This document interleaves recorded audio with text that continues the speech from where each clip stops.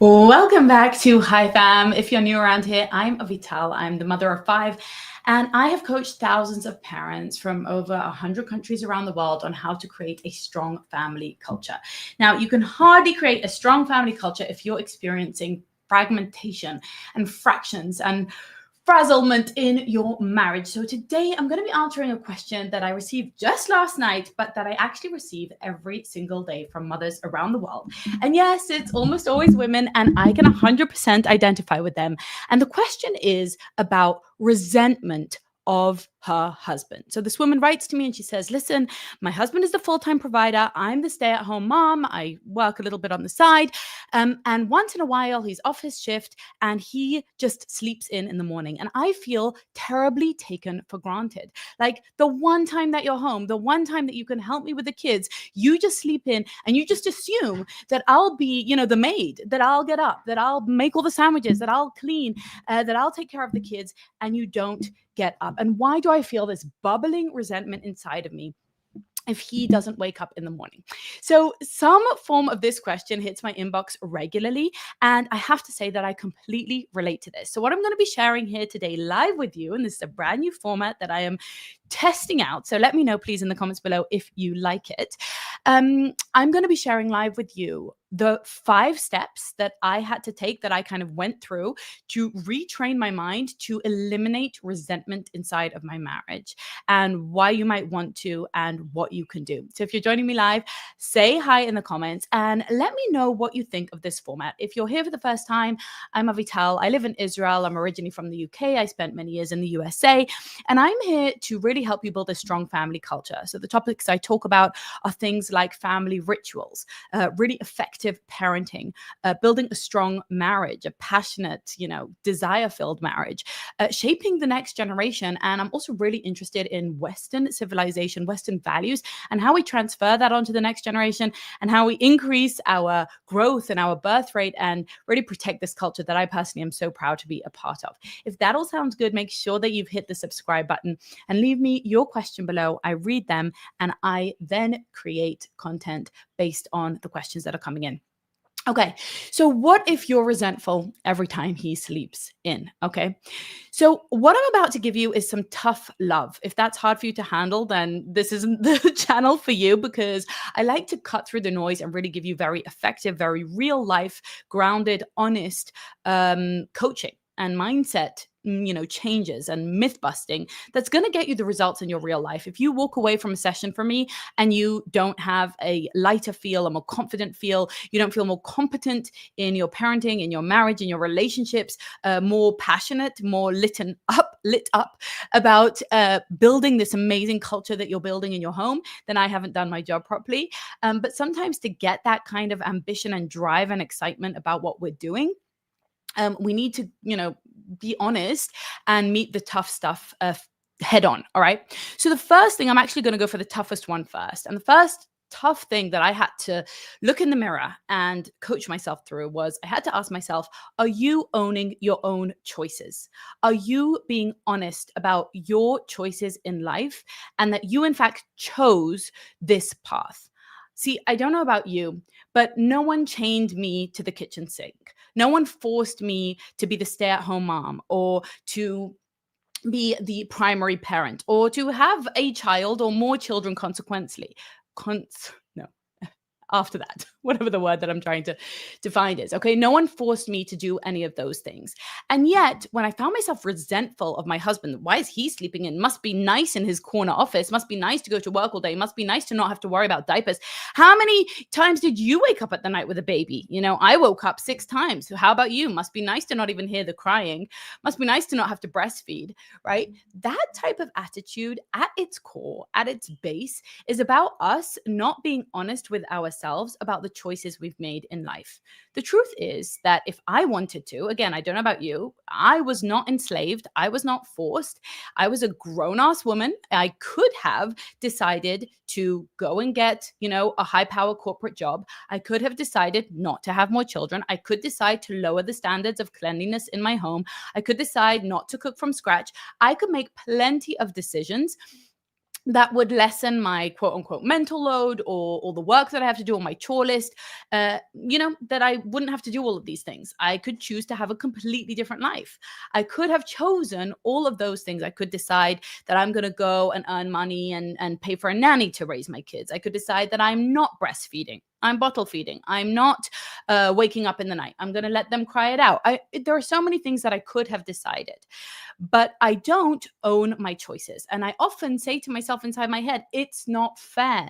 This has happened to me. Why do women always have to be the ones to get up with the babies? Why do women always have to be the ones to take a hit to their career, right? That was the narrative that was running through my brain that was causing resentment of my husband, as though my husband said to me, woman, get back in the kitchen, get up with the baby, stay home, don't develop your career. Now, again, I'm not saying that your husband didn't say this, but my husband didn't, okay? He didn't say this. If I'd have decided, no, actually, I want a boss babe, I want to go and actualize myself elsewhere, I want to stop after one kid, I could have decided many different things, but I acted inside my own brain as if he somehow hoisted this upon me, as if he somehow forced me into it, as if it was somehow done to me. Now, notice that very passive language. That is the language of a victim mindset, right? That is the language of me saying, I'm a victim of society.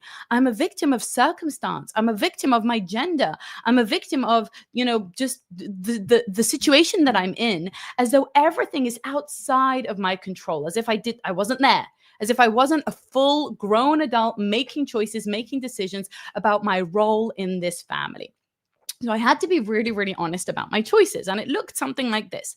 It looked like saying to myself, okay, Avital, when you're really honest with yourself, like there he is asleep in the bed, you're up with the kids because things have just kind of rolled into these roles where you're the primary parent and he's, the primary earner or whatever. It's actually not true. In our marriage, we both work and we both are primary parents, but it doesn't matter. That was the case in that time. And that is the case for this woman who's writing into me, right? And I had to look at that and say, do you want to make a different choice? Would you like to switch places with him? Like even on breastfeeding, say, okay, a lot of women write to me, it's not fair. Why do I have to breastfeed? I feel resentful of, my biology, of the woman's body, of the fact that men just walk around and don't even have to think about it and their body doesn't change and they don't have to leak and they're not sore and all this stuff. And I say to myself, okay, if I could take a pill or, press a button and he could breastfeed instead of me, would I? Now, this is a useful thought exercise to do for yourself. If you could switch roles with him, if you could take on the financial burden, if you could do his job and he does your job, if he could become the primary parent that the kids run to when they're hurt or wake up in the middle of the night, would you switch with him? And again, you might answer this question differently, but for me, when I was honest with myself, I was like, no, I actually want to be doing this. I want to be the one who mostly wakes up at night. Sometimes I need his help, but mostly I want to be the one who answers that call. I want to breastfeed. I know I could bottle feed. I know I could, right? But I would like to personally do this. And so I had to be honest about the fact that these were choices that I'm making. And it's no good being a full-grown adult making choices and then complaining about them, right? I'm just reserving the right. I'm putting it in my back pocket so I can blame you for it later. But the truth is that was my choice. He didn't force me. There's no chains. There's no coercion, right? I wasn't actually forced, right? No one tied me to the kitchen sink. So why am I doing these things? Well, it's because I choose to. I want to be a primary parent. I want to keep a tidy home. I want to cook fresh meals. I want to read with my children every day. I want to be present when they get home from school. I want to maybe lower my hours at work so that I can be more present. These are things that I'm actually choosing.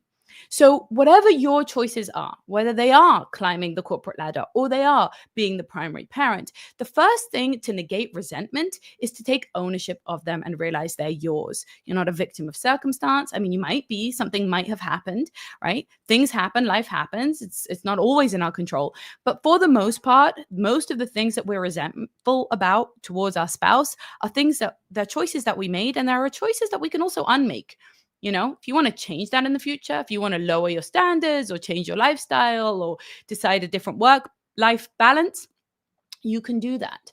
If you're in a normal relationship in the sense that no one is, psychotic, no one is an addict, or no one has some kind of psychiatric break, generally good, decent people in the Western liberal world, they're going to allow you to make your choices, right? They might disagree, they might not prefer it, but you can make different choices. So that's the first thing I would say, is you have to own them and not blame the other person for it. Okay. I decided to breastfeed. I decided to be home when the kids get home. I decided to get up in the middle of the night. I decided to have another baby. These are choices that I made. Okay. The second thing I had to realize is, say I see my husband sleeping in and I'm up and I'm just fuming. Why? Look at him. Must be nice. Sleeping so calmly there. Wow. He's really getting all the self-care he needs, but what about me? Why didn't he think of me? And the guy is literally asleep. He's literally asleep. He does not know that I'm having this whole entire conversation with myself. Okay. He's literally completely unconscious to it. Okay. So the second thing I had to ask myself, beyond, are you owning your choice? Did you make this choice? The second question was, have you even asked him? Okay. So many times I came into a situation where, yes, I wanted something from my husband. Like, can you come home early and help me? Can you wash the dishes in the sink? Can you do pickup today? Can you get up with the kids in the morning? Whatever. Okay. But I didn't even ask him. And this goes to a deeper problem that many of us women have, is that we expect our minds to be read. We expect our husbands to just guess about us the way that we might guess about them, right? Because you're always thinking, what would be good for him? What would be good for the kids? What can I do for others? You just expect that type of treatment in return. But that isn't happening. Like, that's not the way everybody's brains work. That's not the way everybody thinks. And typically, men are very, very happy to please you, want to help you, want to say yes to you. But the caveat is that you have to ask. Okay. And so many times I refused to voice my request in any area of life. Okay. I refused to actually say, can you please really clearly, really directly, in a grounded way, say what it was that I wanted. And that's often because I couldn't personally articulate it to myself. So this woman who asked me about her husband sleeping in, she had a whole story in her head about how he should sleep in because he's the main provider and sleep is more important to him and she'll feel guilty if she wakes him up. And so she didn't even ask him. But instead of asking him, she was fuming. She was resentful. She then had all these manipulations like, oh, good morning to you. I've only been up since 6 a.m., right? When he woke up, she was sharp. She was jabby. She wasn't warm. She wasn't kind. She wasn't loving. And that's the third point, right? Which is, how do you ask? Okay. Because the truth is, if you want something from your husband, the chances are that you are going to ask for it. But either you're going to ask for it in a direct, warm, loving, dare I say, feminine and flirtatious way, which will probably get you what you want. Or more likely, many of us are going to ask for it in a manipulative, roundabout, vague, amorphous, hard to follow, and sometimes even crazy way. Okay. We're going to be angry that he didn't do it, even though we didn't ask directly for it. Or we're going to do something for him to show him that he doesn't do it for us and create these manipulations. Or we're going to drop some kind of comments in front of the kids or in front of the in-laws or the friends and embarrass him and shame him and make it really uncomfortable, when instead we could just be asking for what it was that we wanted. I don't know why, but this is like a plague of us modern women, that we're unable to articulate clearly what it is that we wanted and then to ask for it in a grounded, normal, polite, human to human, feminine manner, which is much more likely to get us what we want, right? And this is something that I teach every single month inside Desire Lab and inside my course, Married You, because even though it doesn't sound like rocket science, for some reason it really is. For some reason, it hits us in our vulnerable place. Maybe it feels anti-feminist. Maybe it feels all sorts of things. I don't know exactly where it comes from. But so many times we blame our husband, like, he made me get up in the morning. He didn't get up and help and offer help, when really I never even asked him to. And if I did ask him to, I asked him to in a very roundabout way that he couldn't track, right? It was gobbledygook to him. He could not understand what you were saying, right? Something like, oh, I have a really busy night tonight. I'm going to be up late next night. Okay. He did not make the 7 steps of connection that meant, by the way, can you get up with the kids to let me sleep in? He doesn't follow your, intricate web of decisions and consequences and mind reading that he's supposed to then offer this particular thing to you. Okay. He can't follow all of that. And so you have to simplify it and translate yourself to him. Would it be okay with you if you woke up in the morning early with the kids so that I can sleep in? It would be amazing. I would really appreciate that. I love you so much. You're the best, right? How did you ask? Was it in a gorgeous, lovely, warm, sweet way that makes someone want to bend over backwards for you, want to please you? Or was it in a demanding way that was pointing fingers? And I'll tell you this for free. If you make your husband feel attacked, okay, his defenses will go up so fast you can't even blink. Okay. And then there will be no getting through to him. If you make him feel like you're a bad guy, you're a misogynist, you're a Neanderthal, you're archaic, you're aggressive, you have only a one-track mind, there's something wrong with you, oh, you're just a clumsy man who even needs men, right? If you make him feel like, wow, you have an empathy problem, you know what I think it is? You must be a narcissist. I'm telling you, you're a narcissist, right? This is the type of kind of frazzled pathologizing that we women get ourselves into, where we think attacking our partner, the guy that we chose to love for the rest of our life, the father of our children, we think attacking him with insults, making him feel lesser than, making him feel like you failed me again. You disappointed me again. I can never rely on you. It's so frustrating. Where's your empathy? Why aren't you a good guy? Why aren't you there for me the way I'm there for you? Why aren't you a good man and a good father the way I am for you? We think that somehow he's going to turn around and be like, wow, you're so right. You're so right, darling. Come here, baby. What can I do for you? Can I let you sleep in tomorrow? It's hilarious. It's hilarious. It's like the Einstein quote of doing the same thing over and over again and expecting a different outcome. And that is the definition of insanity. Because if you keep insulting someone, shaming them, blaming them, pointing fingers at them, attacking them, but expect them to soften to you, to give you princess treatment, to be like, no, I'm here, your knight in shining armor. What is it that I can do for you, my love? You're delusional. And I'll be the first to tell you that because I was delusional and I had the same twisted, weird mindset. Okay. It does not work. It will never work. And let me give you a metaphor that's going to help break this down for you.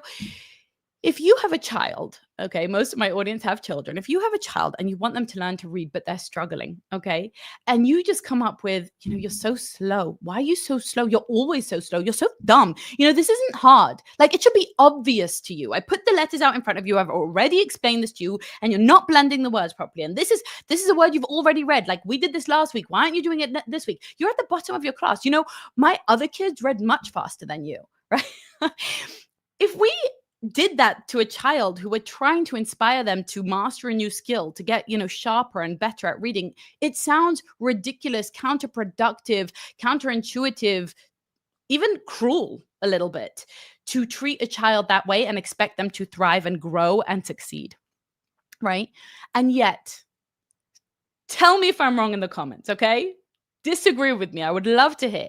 Is this not how so many of us treat our husbands?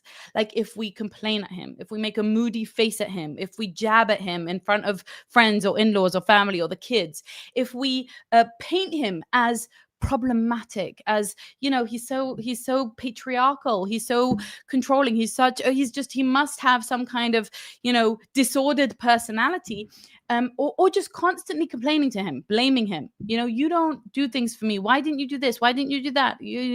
Whatever complaints we have. We somehow imagine that that's going to leave us to a result of him being generous and him being loving and him being abiding by all of our fantasies and wishes. And that is, as I've said, delusional. Okay. So what we've got so far, okay, is, are you blaming him for choices you made? You wanted to be a stay-at-home mom. You wanted to get up with a baby. Now it's time to do those things. Are you blaming him and pretending that you don't want something that you do want? Like, oh, actually, I do want to be the primary parent. So why am I complaining about this the whole time? 2, have you even asked him? Hey, babe, please, can you take, a month of whatever, less shifts so that I can invest in my career? Have you even asked him? And how did you ask? Did you ask in a way that was shaming and blaming and accusatory and obviously going to trigger his defenses? You knew ahead of time it would. It leads to the same fight you've always had, like, again and again and again. Like, why are we fighting the same fight again? Right? How did you ask him? Was it in a way that was going to inspire someone to be generous, charitable, kind, giving and loving towards you? Okay. Now let me ask you this. If you did ask him, Okay. If you, this is what I had to, I'm just giving you all the coaching that I've given to myself. Okay. I'm not above anyone here. This is 100% something that I've been through. But if I did ask him, say I even asked him in a really sweet, warm manner, okay, in a respectful way. And I said, babe, I know you've been working really long shifts and you're really tired, but the truth is I just really need one morning to sleep in. Would you be willing to get up in the morning? I'll make it up to you in the afternoon. Something really sweet and loving. And I even, gave him a hug as I did it. And it was flirty and it was lovely and it was warm. And he said, sure, darling, no problem. Okay. He said yes to me. Say you ask him in a nice way and he says yes, because I'm going to guess that 9 out of 10 husbands of the women in my audience really want to please their wives. They're dying to please their wife. Just tell me how. Just tell me what you want. Oh, good. Here, she told me. Can you get up with the kids in the morning? I could do that. No problem. And then he gets up with the kids in the morning. Okay. And you're like, oh, phew, I can sleep in. But then you get up, say at 9 a.m., and you notice that there's a mess in the house. The toys are everywhere. The kids are wearing the wrong thing to play school or to school. He gave them the wrong breakfast. Oh my God, why did he give them that? Doesn't he know that he's not supposed to give them that? And your entire focus are on all the ways he did it wrong, right? How would you react if he did make an effort to give you what you want? Are you reacting in a way that is going to form a negative association in his brain between doing things for you and then getting punished for them, then getting criticized for them, then having to go on the defensive because he didn't do it up to your standard in the exact way? What we do is we train our husbands. What I did was I trained my husband that it's not a good idea to say yes to me because, my requests, like, can you take the kids, to the park, or can you do homework, or can you make supper, or whatever? Can you plan this Sunday, right? My requests come with a whole lot of control and criticism that is going to make him feel emasculated, incompetent, and very unlikely to ever try that again. Right? He's going to be like, you know what? I give up. Like, you crazy. I'm not doing this for you because your standards, I just can't meet them. I can't guess what's in your brain. Sorry that I'm not doing things exactly as you would, etc. Right? Say he does something imperfectly. Do you then train him to never try again? Okay. To be like, not worth it. Okay. That was a very key and very difficult question that I had to answer myself. Now, I'm not saying that you can't correct things that bother you, like, hey, I don't want to give them sugar in the morning. Let's discuss this, right? But that goes back to the question of how do we say things, right? If you're coming down like a ton of bricks, if you're waking up with an angry face, like this is what I get when I sleep in, like, great, thanks for letting me sleep in, but now I have to pay the price of a messy home. And right, if you are coming in there with all this criticism and kind of this toxic, angry, moody vibe, right? If he feels like he can't please you, and I'm going to guess that so many men of the women in my audience feel that they just cannot please their wives. They just don't know how. Like, what? Nothing I do is good enough, right? I say no, obviously it's not good. But if I say yes, it's also not good because then I do it in the wrong way. And then I, get this follow-up and that follow-up and this criticism and that shaming and that blaming. It's not worth it. I'm just like disengaging. I'm not even going to try, right? That's what happens, right? When you teach a child to read and you constantly say, you're not good enough, you're not doing it well, you're slow, you're stupid. And then they try and then you're like, that's your best effort? That was you trying? You made a mistake straight away. That is discouragement 101. And that is going to make any man, no matter how masculine, no matter how confident, no matter how devoted, no matter how in love with you, it's going to make any man disengage because it's so punishing and so thankless to try to love you well. That is what I was learning about myself. It was punishing to love me well. And if I made it rewarding to love me well, then he might want to do more of that. Right? That's just basic psychology. We seek pleasure, we avoid pain. If you're making it painful because it's always, complaints and criticisms, then why does he want to do more of that? He wants to avoid pain. Okay. And the final thing, number 5, was I had to ask myself, do I have a completely double standard with regards to my work versus his? Okay. So say my husband comes home from a shift and I'm tired too because I've been with the kids all day and or cleaning or working or doing whatever it is that I've done. And I say to him, I want you to get up in the morning because I'm really tired and I need to sleep in. Part of my brain really minimizes his struggle, his work, his pain, his investment. Okay. I've heard so many times women say to me, like, yeah, he's the financial provider. Okay. Like, okay, he does that. Yes, we'll give it to him. But I do all the mental load. I do all the parenting. I'm up at night with the babies. I'm, having the babies and breastfeeding the babies. I'm doing so much and I'm trying to look hot and I'm trying to, keep a nice home and trying to cook healthy food. Like they have very, very, very long lists of everything that the women do. And then it's like, boop, whatever. Yeah, there's one little thing on his list, like he provides. Okay. Now, I know many of you work too. Okay. I'm not talking about like the fact that everybody's in a traditional marriage. I know they're not. I'm not. Okay. But even in an egalitarian marriage, women do this even more. It's like, oh, I work and I work out and I cook and I clean and I chauffeur the kids around and I do all this stuff. And what does he do? Okay. And it's always a minimization of the things he does. Well, he just does the yard work and he just does the carpool on Mondays and Thursdays. And he just, okay, he's a great dad. He reads to the kids every night and he plays soccer with them every Saturday. And he provides, 60% of the household income. But I do so much, right? And this is kind of, we've been trained to see ourselves, women, as the prize and as, oh my God, we're just super women. We're just amazing at all the things we do. And what does he do? Nothing. It's just basic. Whatever he does is just basic. Okay. This woman who said to me, what I'm resentful that he's sleeping in. Yes, he's the main provider, but whatever. Like he could, when he's home, he should be taking on the parenting. He should be taking, it's not fair. Right.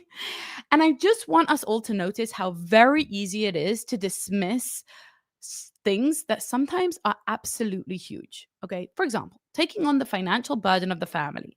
I've been in that position. Maybe you're in that position. That is huge. Talk about mental load. That is the mother of all mental loads. Okay. It's much more consequential than remembering birthday party RSVPs or remembering to pack the tutu tomorrow in the bag. Okay. It's really consequential. It's your family's survival. All right. And it's hard. Okay. We've gone through lots of instabilities and lots of, unprecedented times over the last decade, 2 decades, more even. And it's hard to keep your head above the water and make sure that your family is well cared for and provided for financially. For most people, that is going to take up like, I don't know, 80 to 90% of their brain, right? It's a big deal. Holding down a job, building up a business, whatever it is that he's doing, it's so easy to dismiss it because you can't see it.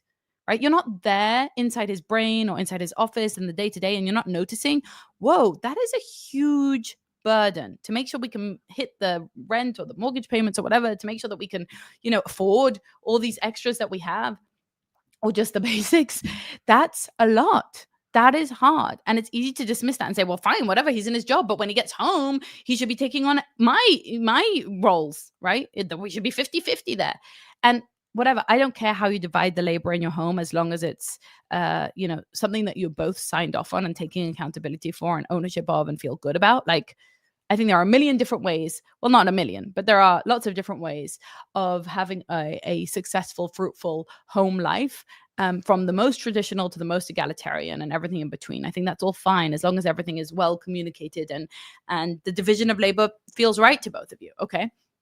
But what I think is a mistake for us women in particular is to discredit or discard the things that he's doing. If indeed he is pulling his weight in his way, but it's different from your way, then it's easy to poo-poo that and that is not wise.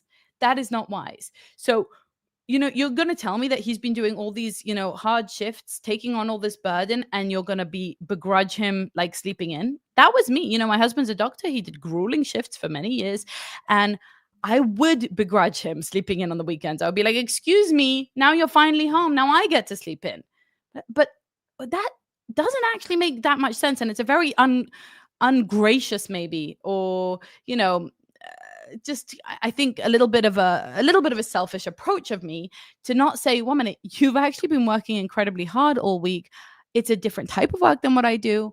And it's, we're not in competition, we're in collaboration.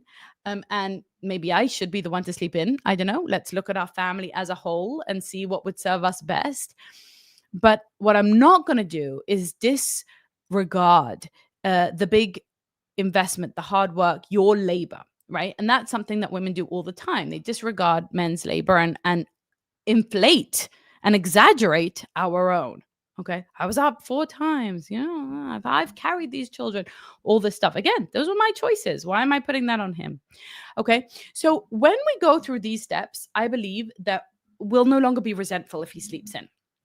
And what we'll start to do is we'll put aside that tally, that scorecard, right? And we'll start to say, look, I want the best for my husband because when he's at his best, he brings his best into the family. And he should want the best for me because when I'm at my best, I bring my best into the family, right? We both are not going to keep thinking this is a zero-sum game. We're going to start looking for ways that we both get, the most out of our day, the most health, the most wellness, the most time off, the most time with friends, right? That we both feel fulfilled and self-actualized and healthy and happy and well-rested, because it's not a competition. In fact, when you start to look at your family as a holistic organism, you start to say, okay, look, whatever it is, we have $100, we have 24 hours a day, we have, these grandparents, this school, these resources, right? We kind of take stock of our resources and we say, okay, now we're on the same team, right? We both want what's best for our family as a whole. So what's the best way of spending these resources? What's most wise? It's actually wiser if you sleep in now because you operate better in the afternoons and then I'll have a nap in the afternoon, for example. Okay. Suddenly options open up to us how we can each maximize our fullest potential and our fullest energy and bring our best to our families, which is ultimately the goal, right? You want the best for your children and for your family. And so you start to completely change the way that you see your partner, yourself, and that scorecard just kind of dissolves into the background because it's irrelevant. It's weird. It's ridiculous, right? We don't need to do that. We need to work in a complementary way. One of the reasons that we have a scorecard in Western civilization where people are constantly measuring who's doing more in the marriage, particularly women, is because we've androgenized ourselves so much. We've kind of flattened the effect of the differences between us biologically and socially, right? So like now everybody does everything, right? We even wear similar clothes. We do similar jobs. Equal, equity, egalitarian has created a situation where we think, well, we're the same, so we should get the same. Right. And I think that is not true between any two individuals, regardless of their sex. Okay. It doesn't matter if it's a man and a woman or just two sisters. Okay. Two different people bring different resources to any given situation. Okay. So that's double and triple true if it's a man and a woman bringing their energy towards building your family culture. You're going to have different strengths.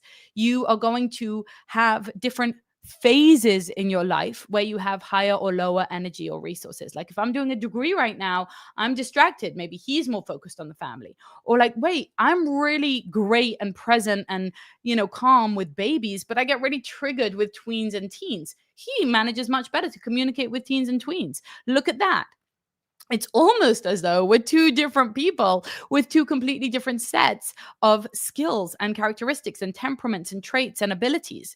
It's almost as if that's a really good thing because we need each other to complete each other. It's almost as if we actually have different needs in order to run. Like, for example, maybe my husband really needs, time with the guys. Okay. I don't know. Maybe your husband goes golfing or he goes camping with his friends once a year or something like that. And he really needs that. If we're so tit for tat, equity, then it's like, oh, well, I went camping. So now you have to go for 3 days with your friends, right? And I don't need that. That's not what I want with my friends. I actually just want some quiet time at home alone. Okay. I love to declutter and organize things. That's what gives me sanity. So why would you give me exactly what I gave you, right? No, what's much smarter is to love each other how we need to be loved and to help each other be well-resourced and bring the best into our family. We're two different people. Jordan Peterson talks about the idea that I'm a bit insane and you're a bit insane, but maybe we can just hope that together we create one sane person who can go off and, raise these kids into something that, is going to be resilient and capable and, good for the future. So we need each other's minds. We need each other's changes of parenting style, each other's differences in approach to money and to parenting and time management and politics, right? We need each other to balance each other out, right? So, my big, kind of invitation to you is to stop doing what you've always done, to make a big, deep mindset shift in your mind that says resentment is like a cancer. Okay. It eats us from the inside out and eventually it kills a relationship. If you stay resentful for long enough, it just eats up at the love. It really does. It builds this sense of contempt. And we all know that that's the kiss of death in a marriage. All right. The opposite of resentfulness. Okay. What's the opposite of being resentful? Well, resentment is really a victim mindset. Okay. It's all about feeling this was done to me, right? Other people did this to me. My husband did this to me. He put me in this position. He got me pregnant. He stuck me by the kitchen sink. And now it's nice for him. Good for him. Oh, wow. He gets to sleep in. The opposite of that mindset is empowerment, right? And accountability. It's being like, no, I'm a grown up. I have a vision for who I am and what I want to be. This is what I choose. And I'm going to do it to the best of my ability as joyfully as I possibly can. Do you have pushback on what I've just said? Does it bring up resistance for you? Do you vehemently disagree?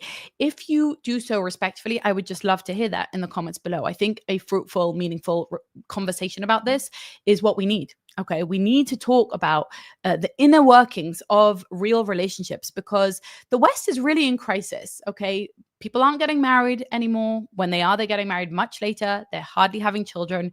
Did you know that 1 in 2, so half of all Western women today, will be involuntarily childless? That means they'll want a child, but they won't be able to have one, either because they won't have the partner or they won't have the fertility, right? There's a real crisis in the world of family values, family relationships. But I believe that meaning begins at home, that our families are the most meaningful projects of our lives, that this is the most powerful way we impact the future. And it is an answer to the meaning crisis. I don't know about you, but for me, my relationship with my husband and my children is what brings me the most amount of meaning in my life. It's easily the most important thing and it's worth living for. And when people don't have that, especially when they want it, that is, that's desperately sad. And that's something that I'm here to combat. I'm lucky to live in a culture that celebrates family and children and that has a very high and thriving birth rate. And that's something that I want to teach and help other cultures to create because it's so worth it. It's a really beautiful way to build a sustainable culture and a sustainable future. And these live sessions that I'm going to be doing are in the service of that. It's in the service of you creating a family culture inside of your home, because I honestly believe that's how we build the future, right? One family at a time. Every influential person that you've ever heard of came from a home, right? That instilled certain values, certain vision, certain inspiration in them. And that's what you're doing right now with your children. And if you aren't seeing amazing role models around you, a supportive culture around you that loves children and family and encourages you to have the meaningful rituals and conversations, and most importantly, to transfer your values onto your children, then that's going to be an uphill battle. That's going to be really hard to do. And that's why we see a crisis in young people today who are addicted to their screens, who are unhealthy, who are opting out of life, who are failing to launch. And that's what we're going to combat here in Hi Fam. Okay, we're here to build strong family cultures. So make sure to let me know if you like this format. I am thinking of just shifting all of my content onto this kind of live format, and I'd love to hear what you think about it. And I will try to increase the cadence of my content so that we can get more juice. There is so much to cover. And part of that is going to be answering your questions. So make sure that you leave them for me, but leave them for me somewhere public where I'm sure to see them. For example, primarily on my YouTube comments. That would be the best place. With that, don't forget to subscribe. And if you can, please make sure to follow me on Apple Podcast or wherever you get your podcasts, because these drop there. And sometimes it's nice to just hear it in audio versus video. And a big favor would be to share it with one friend. Okay, just share my channel with one friend so that we can grow this and we can make a big change in family culture in the future. Much, much love. And I'll see you in the next one. Keep on living that high fam life.